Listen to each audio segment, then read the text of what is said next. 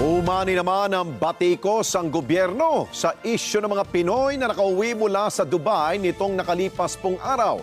Paglilinaw ng mga nakauwing Pinoy, sila ay mga Filipino travelers na na-stranded at hindi mga OFWs na nakauwi sa pamamagitan ng repatriation program ng pamahalaan. Erlo Bringa sa balita.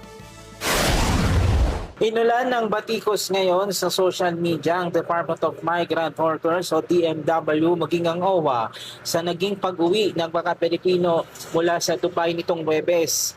Umabot sa higit 4 na ng Pinoy ang umuwi sa kabila ng mga kaguluhan sa gitnang silangan.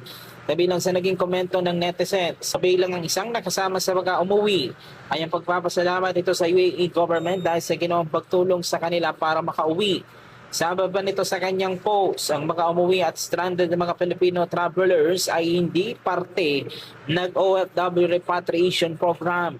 Mismo ang UAE government anilang nag-shoulder ng assistance at related costs. Taliwas sa report ng ilang media outfit na sinasabing kasama ito sa OFW repatriation effort. Sana raw ay maging accurate ang impormasyon.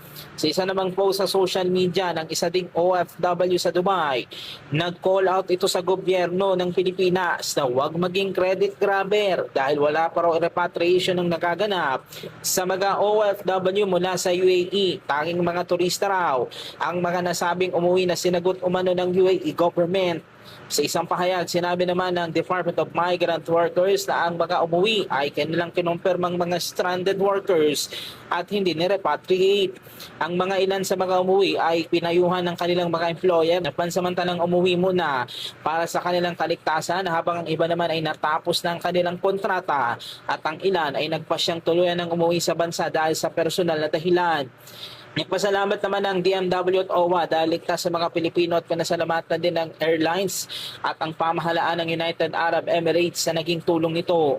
Iginit din ng DMW at OWA na agad silang nagbigay ng paunang tulong pinansyal sa pamagitan ng DMW Action Fund para sa mga returnees. Nagbigay rin ng accommodation at transport assistance ng OWA, medical assistance mula sa DOH at psychological support mula sa DSWD.